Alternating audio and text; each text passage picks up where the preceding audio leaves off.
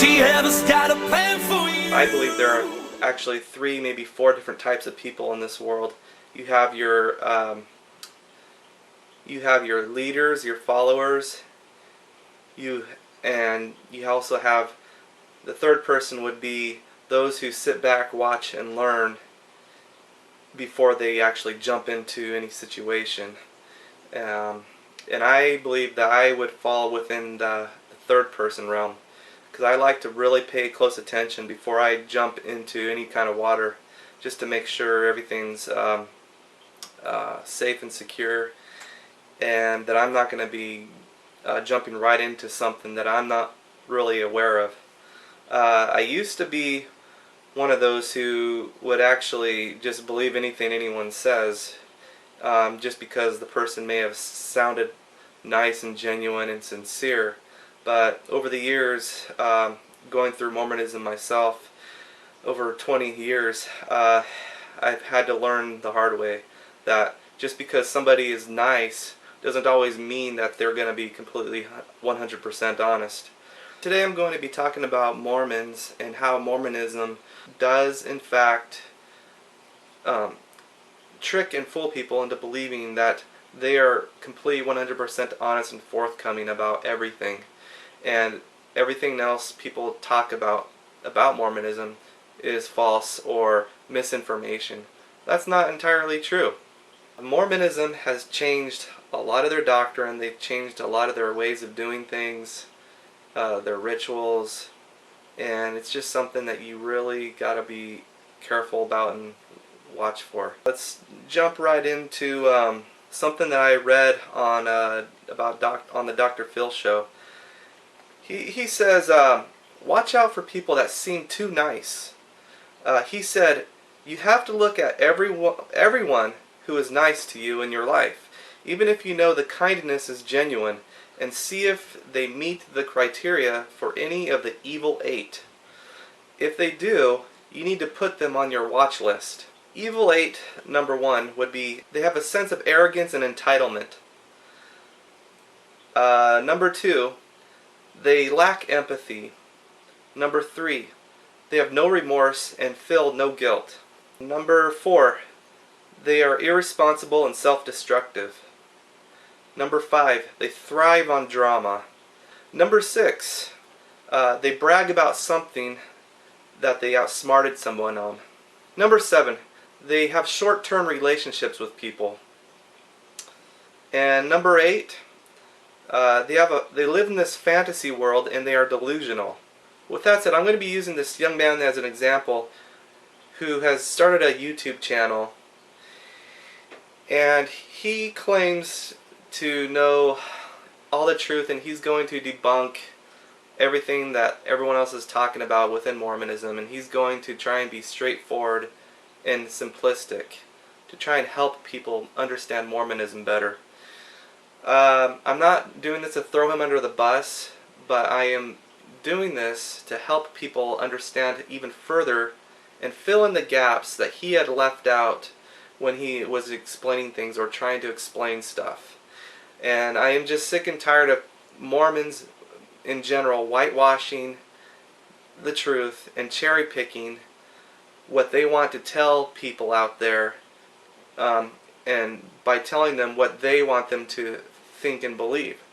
So stay tuned, where I am going to be cutting in and out with a little bit of commentary here and there, just to fill in the gaps from things that he had left out. So let's take a listen. This is my first video. I don't feel really comfortable being in front of a camera.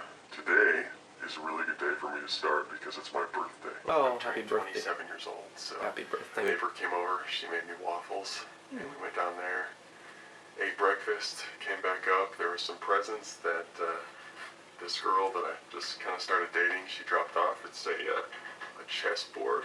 I like chess. Oh, that's nice. And she also got me a little, like a hoodie from the Buckle. So it's nice of her. Well, happy birthday. That's not going to make a difference. I want to make this YouTube channel because I'm a Mormon. Okay, I'm a member of the Church of Jesus Christ of Latter-day Saints. Wouldn't have guessed. People like to talk about Mormonism. People like to talk about what we believe or pretend they know what we believe. Oh, really? And when I see people criticize my faith or misrepresent my faith or say things that are inaccurate, it doesn't like offend me or bother me so much. It really, what it does is it makes me concerned that people really will never understand Doesn't offend you, huh? Mormonism or what we believe.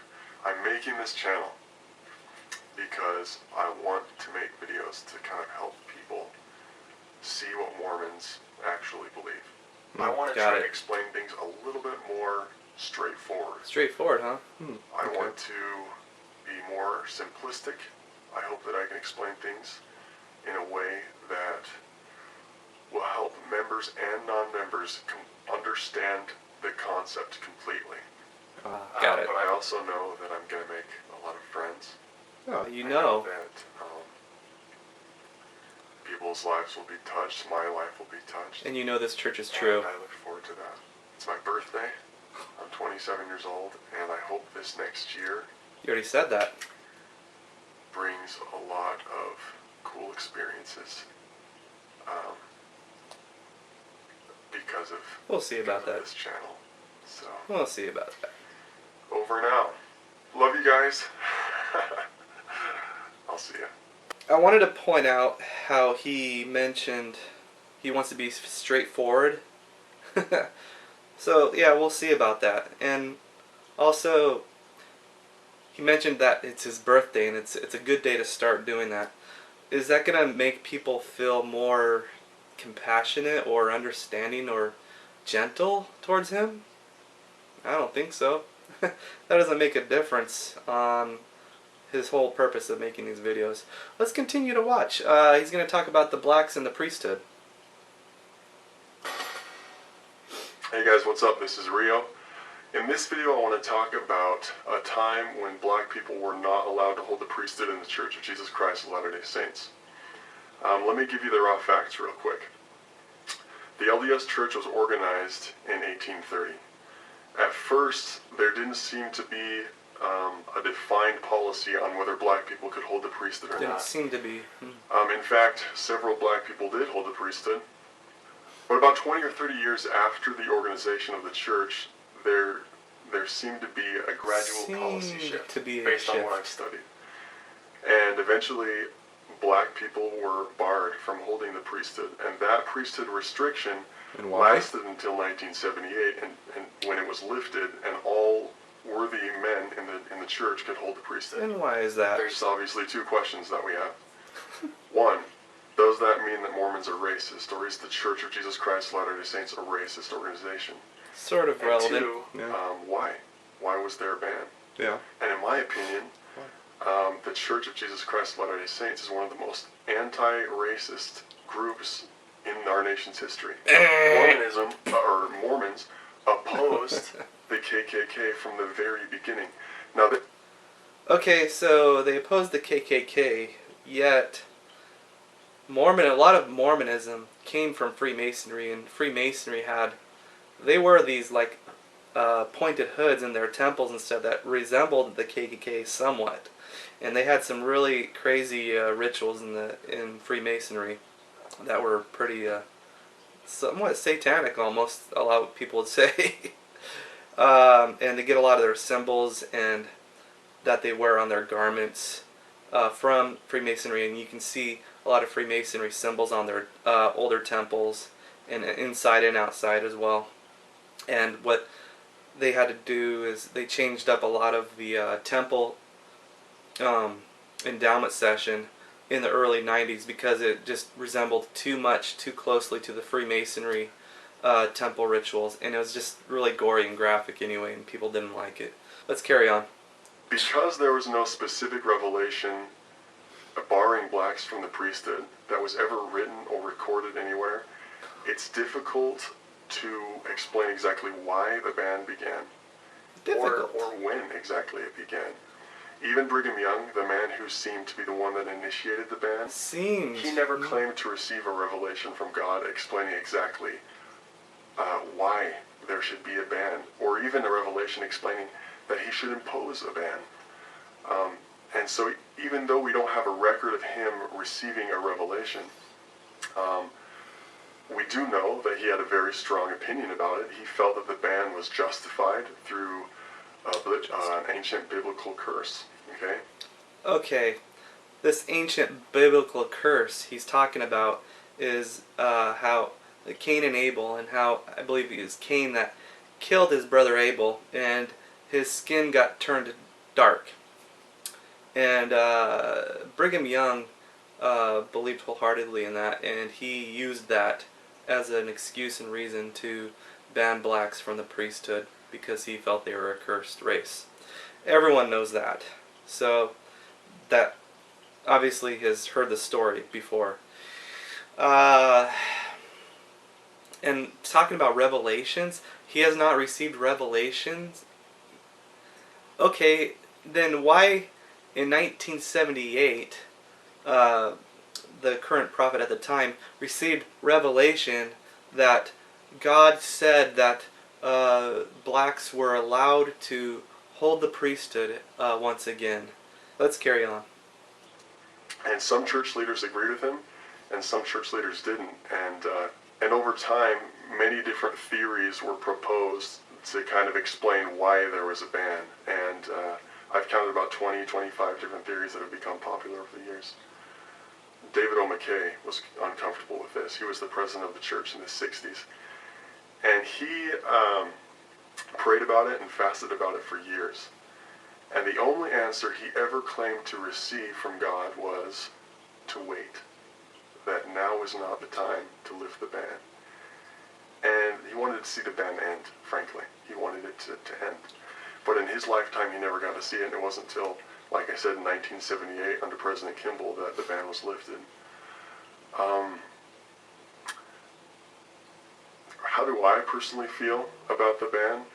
My feelings are, whether or not it was inspired by God, it happened, and God knew about it, and for some reason, he allowed it to happen. Okay, so if God knew about this racist segregation among the blacks in the priesthood, and if God is all-powerful and all-knowing, why would he let it happen? That just does not sound real much like a God that can take care of business and do things in a righteous manner, in a fair manner as well. To me, that sounds a little like favoritism and a bunch of excuses coming from men in the Mormon church. So, let's carry on. I do believe that God allows things to happen for a reason, and that's my honest opinion about it.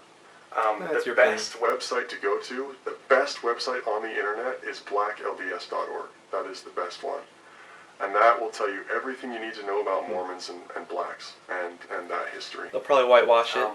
Also, blacksinthescriptures.com, or you can look up Fair LDS. Yeah. Fair LDS. That's pretty much an apologetic website for the LDS church.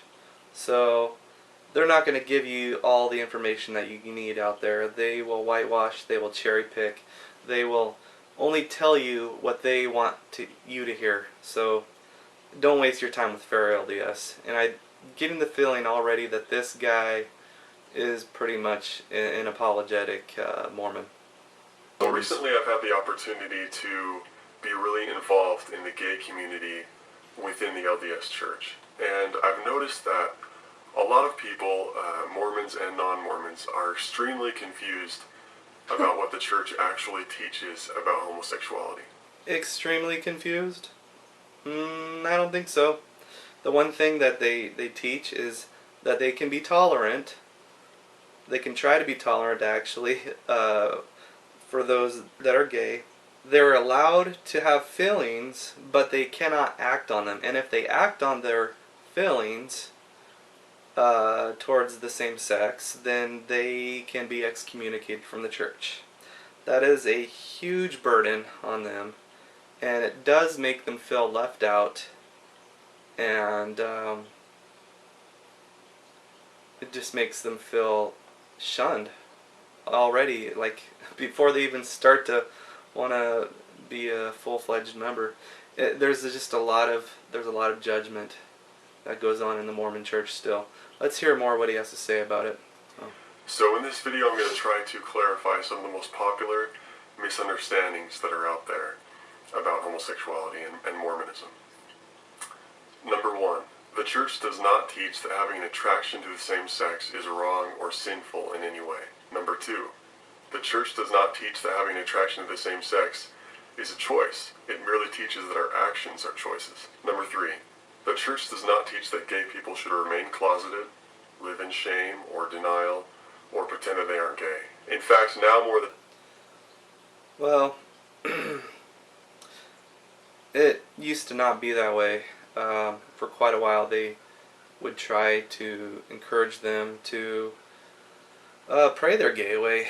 I don't know if this guy has read the book The Miracle of Forgiveness. Talks an awful lot about sex and masturbation and stuff like that, and homosexuality in there, and how it's a sin. And whenever the church is trying to foster an environment where people can be open and feel accepted, regardless of their sexual orientation. Maybe they're like that now. Number four, the church does not recommend marriage as a remedy or as therapy for same-sex attraction. They used to. Number five, the church does not try to force people to change their sexual orientation. The church does not teach that if gay people go through life without ever changing or overcoming their sexual attractions, that they have somehow failed. They used to be very hardcore on them about that, and they used to try to get them to change it. They used to make them feel like they failed if they weren't able to pray their gay away or become heterosexual in some form, or they would just say stuff like their faith isn't strong enough, or they're not trying hard enough, or they're not believing enough. I've heard all kinds of stories. It's pretty sad. If they allowed to have gay marriage in Mormonism, that means that they would have to marry gay Mormons, and that's something that they are not willing to do at any time in the near future at all, because they know that they feel that that would be going against God's law. So let's go on. Number six, many people believe that gay Mormons are pressured or forced into therapy aimed at changing their sexual orientation. But the truth is, the church does not mandate a certain type of therapy for people with same-sex attraction. They used to. Back in the 70s when it stopped. They did an awful lot of that, so. Number seven, the church does not teach that the atonement of Christ will cure same-sex attraction, nor They used that to. obedience or temple attendance or scripture study or serving a mission or tithing or whatever other religious act will somehow get God to make same-sex attraction go away. Well, they used to, and that was before they totally fully understood what it, the whole phenomenon of being gay is. There's a lot they did not understand, I guess, apparently.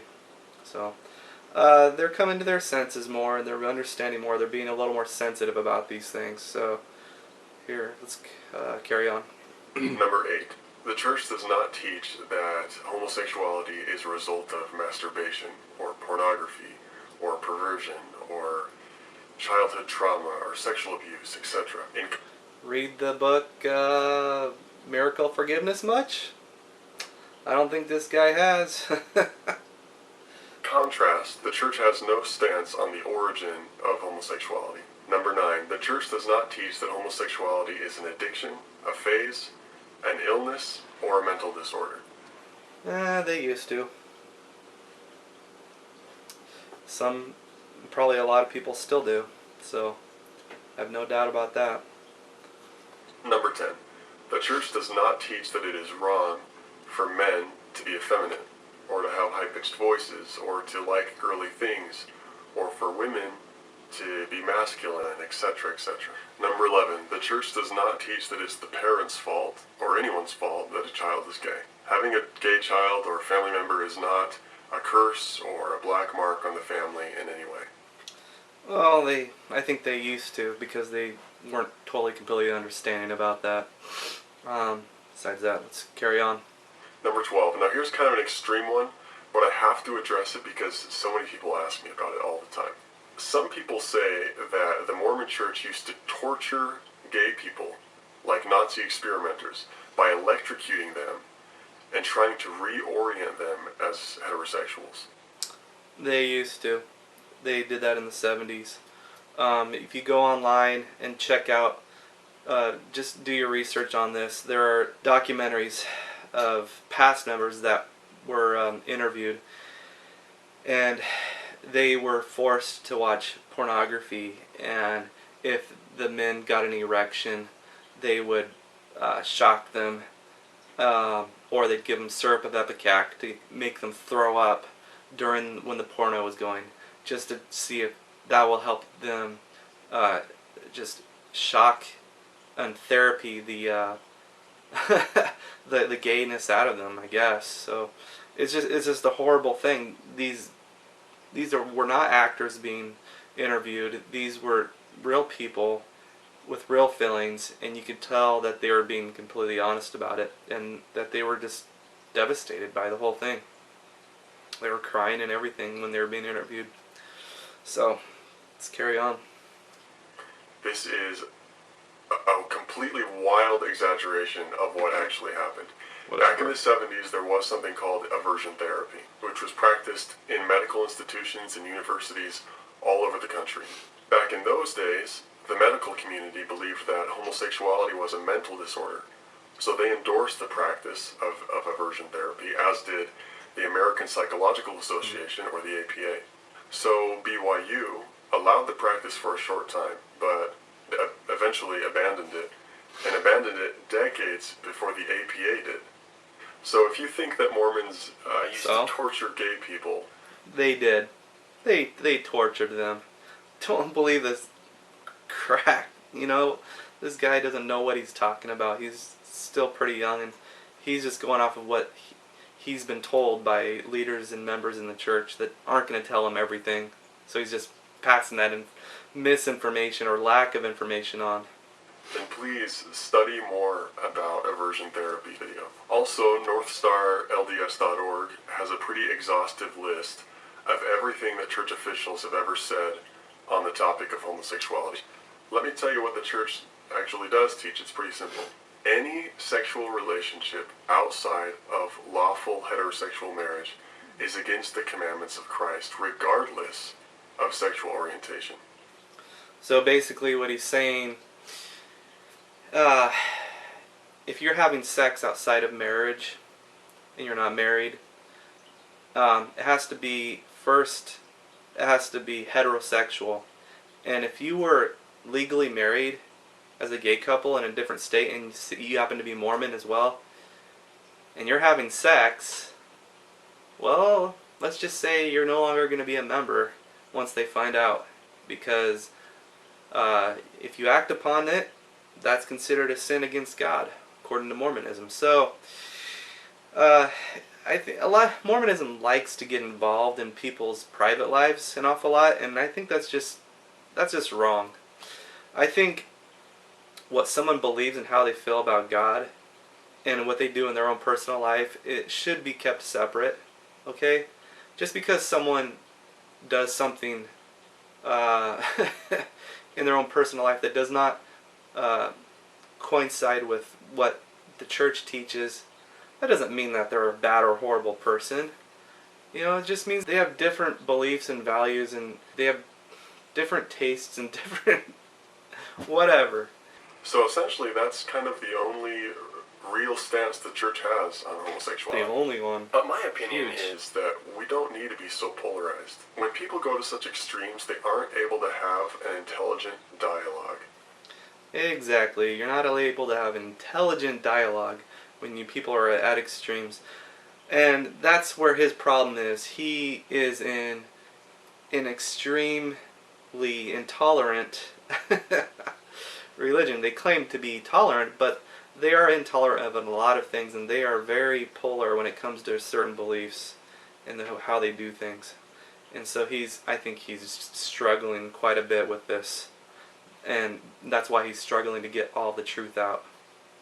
And when intelligent dialogue stops, misunderstanding and misinformation starts to spread.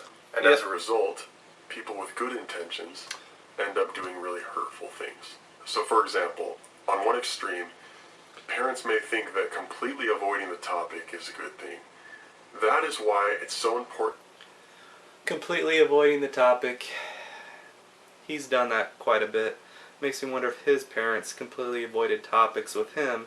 So that's kind of his demeanor that he's carried forward in his life.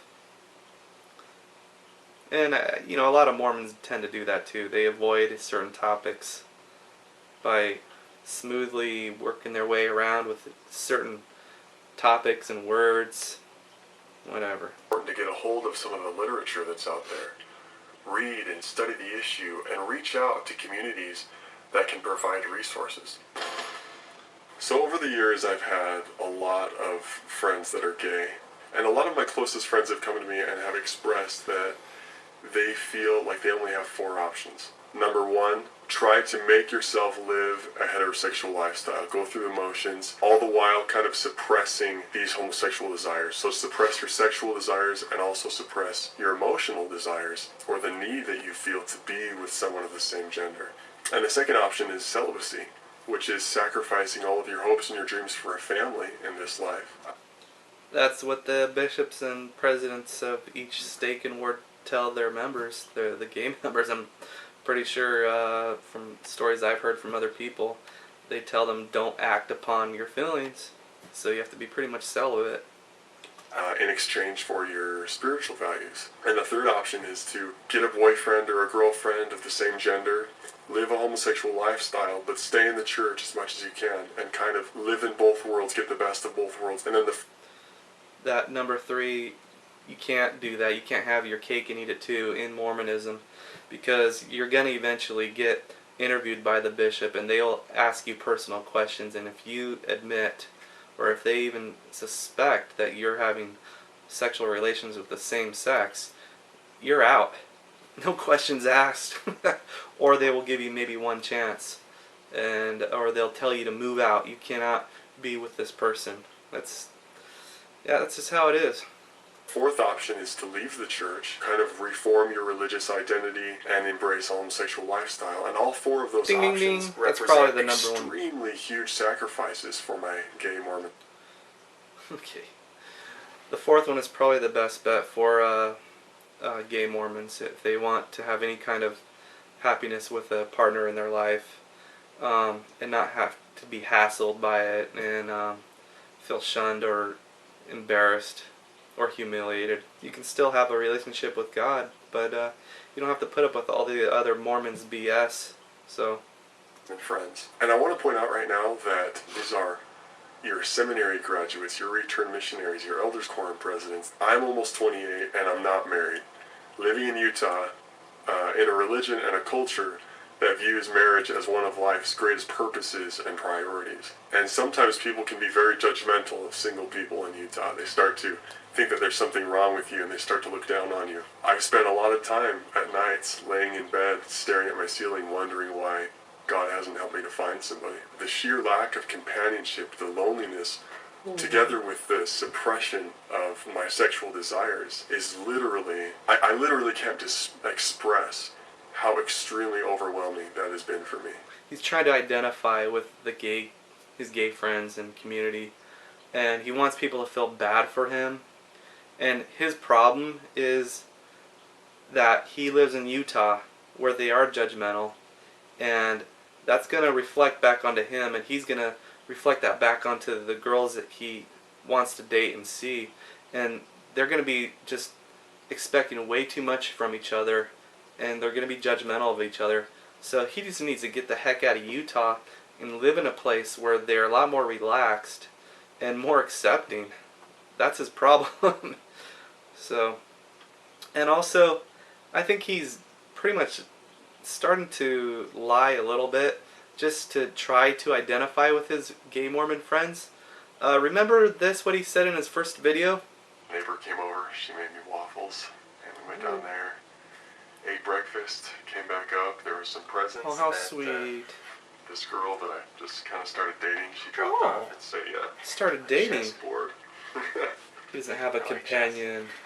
And she also got me a little, like a hoodie from the Buckle. That's nice. So, it's nice of her. Yeah, that is nice. Either he's very picky and judgmental himself and just expects way too much and he's no longer seeing this woman, or she broke up with him because she found out that he's starting to make these videos and she's just way too picky and highly demanding herself. Which is it? Which is it, Rio? Let's tell the truth now. Okay. Why isn't there more support for gay people in the LDS Church? Why isn't there more of a community for them? Are there any resources that are available to gay Mormons? And I just didn't think there were because I had never encountered them. And like me, there are so many people that have already made up their minds that there's nothing out there. So many of my friends have become bitter or have left the church. There may be resources, things they write, but where's the compassion and understanding for them, right? That's what they are really looking for. Without ever realizing that there are so many resources available to gay Mormons. And you're probably... There aren't going to be a whole lot of people that are going to be compassionate and understanding in the Mormon church. So, just letting you all know that. And I'm sure, there is some gay people out there that already found that out a long time ago. You're going to find that what you thought the church taught about homosexuality is completely wrong. You will find friends, social circles, support groups, communities, get-togethers, activities, firesides, warmth, love, and answers. I hope this... He's just babbling. He doesn't know all that for sure. Come on. I think he's just trying to make it sound so pretty. Putting a little bow tie on the package and prettying it up. And I don't think it's not like that everywhere, so. Hey guys, what's up? It's been a long time since I've made a video. I've been at Boy Scout camp actually, helping to run a Boy Scout camp over the summer. So I'm going to get back into this YouTube thing, and the thing I want to talk about today is actually Mormon underwear. I want to talk about that because people... Okay, first he's talking about how he was at a Boy Scout leader at Boy Scout camp, and then he jumps right into talking about Mormon underwear and his Mormon underwear. That's a little weird, don't you think? Okay, let's hear more. People love to talk about Mormon underwear. And since I wear Mormon underwear, since I'm wearing them right now, actually, what we call garments, I want to explain myself a little bit. Some people call them magic underwear. Some people say that Mormons wear them for protection against knives and bullets. The whole protection against knives and bullets thing goes all the way back to Joseph Smith when he was in the Carthage County Jail, and the story goes where he was shot at multiple times, but he was able to dodge them all because he had on his special garments that were protecting him. That's how that came to be. Some people say that we wear them to get into heaven. Yes, they do wear them to get into the higher degrees of glory of heaven. And if they don't continue with their promises they made in the temple by wearing their garments all the time, then they will miss out on that opportunity to get to the higher degrees of glory of heaven, which would be the celestial or the telestial kingdom. So that's what they believe anyway. Why are garments so mysterious, or why does it seem that Mormons are trying to keep them a secret? The truth is, they're not a secret, and yeah, they are. Every Mormon knows that garments are all over the internet. They used to be secret because they've been told in the temple to not disclose any information about the symbols that are in their garments that come straight out of Freemasonry, which they aren't told that when they're in the temple anyway. They're just told that they have something to do with Jesus and God and their promises they make with Him, and they're just told that they're sacred and they should not share them at all, and just to keep it sacred. But sacredness and secretness, those two kind of go hand in hand. You can see them whenever, wherever you want to. And there's not a Mormon that I know that's not willing to talk about their garments, honestly. So it's not that anyone's trying to keep it a secret. The only reason Mormons don't take pictures of themselves in their garments, or they don't walk around outside in their garments, is because to them, garments represent sacred things. They think it resembles sacred things. But if they did their research, they would see that those symbols and stuff that are on their garments come straight from Freemasonry.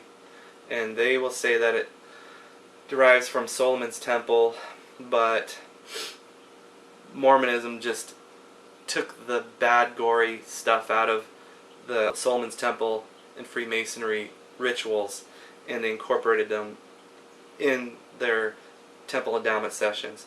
But that's not true either, because they still had a lot of those gory, detailed stuff all the way up until the early 1990s, and when they changed them up a bit just to put their members at ease so they didn't get so freaked out. Let's carry on.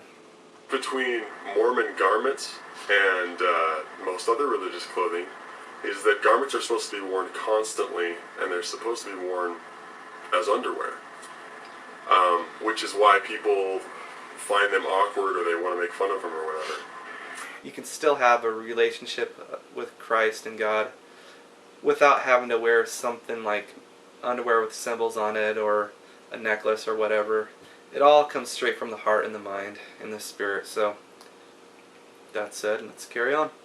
And some of the reasons behind the practice of wearing the garment constantly and wearing it underneath the clothing is so that the garment serves as a personal reminder to the individual wearing it of the promises made to God. And it also reminds the person that wherever they go or whatever time it is, those promises stay with them. Now you may be thinking to yourself right now, what kind of person would buy into a religion that would dictate the underwear that they wore? One that's controlling. And so basically, that when they have you wearing this undergarments, you're fulfilling that promise, and they have posed a responsibility on that person, and they make them feel like it's a really heavy responsibility, and if they take them off, then they are going against their word with God and Christ, and that makes them feel like they've committed a sin, or they're not being worthy anymore to go to the temple, or among other things. And it's kind of like a guilt-inducing trip that they place upon people. So it's kind of controlling at the same time. So, I mean, how creepy is that? Why are Mormons so stupid? You could be thinking this.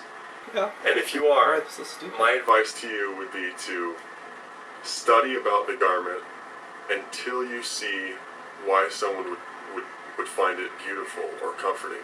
Not You don't need to study more about it. You know everything already, what I've told you. Ask any former member of the Mormon cult, and they'll tell you the same thing, and even more probably.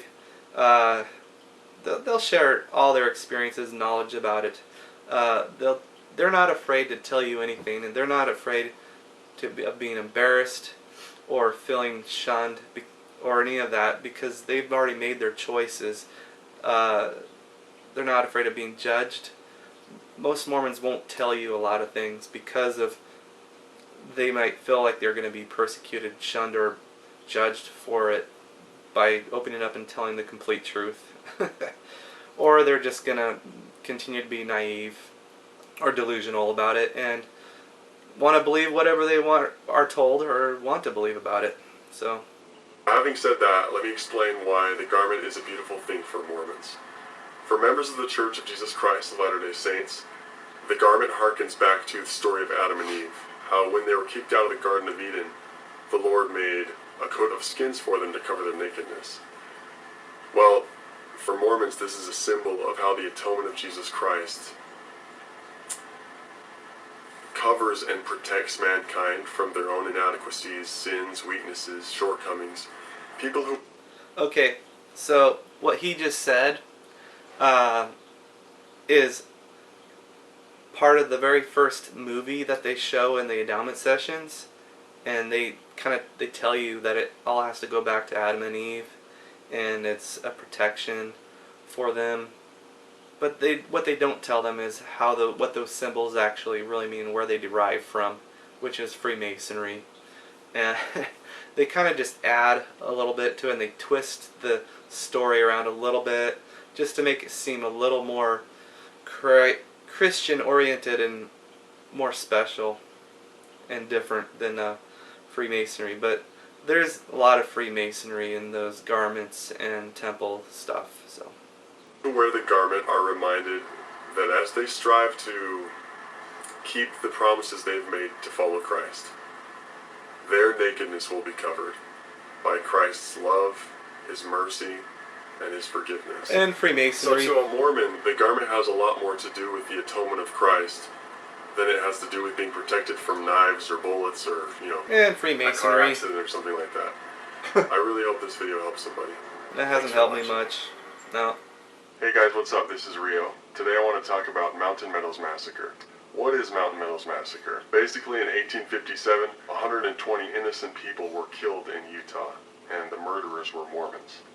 The reason for the massacre is fear, paranoia, poor leadership in Cedar City, and poor judgment. Yep. Poor leadership and poor judgment are the two hugest ones. And fear plays a huge role in that as well. They just weren't thinking straight. And let's carry on and hear what else he has to say about this.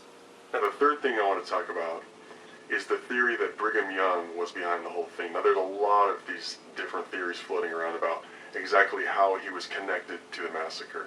And I've studied them, and there is not a single theory that I've ever studied, and I think I've studied all of them, that holds up under any serious scrutiny. And that's why it's so important to study real scholarship, to study things that are peer-reviewed, to study things written by real historians. Now, for a lot of people, it's easy to blame Brigham Young for the massacre because he was the leader of the church at the time the massacre happened. That's right. When you have a prophet, seer, and revelator that's leading the church and the people and telling them what to say and do, and how they need to act and treat others and how they need to pray, that is going to be a huge, strong influence over the people and how they say and do things and how they behave. So therefore, I think he has a huge responsibility and he has a huge role in this happening. So let's carry on. Just because Brigham Young was the leader of the church at the time doesn't make him responsible for everything that Mormons do. That's true, not everything, but I think he played a huge role in the responsibility of what some of those Mormons did carry out. Huge influence. I believe that we need to understand this, we need to think about this, and we need to be intelligent. Yep, you need to think about this.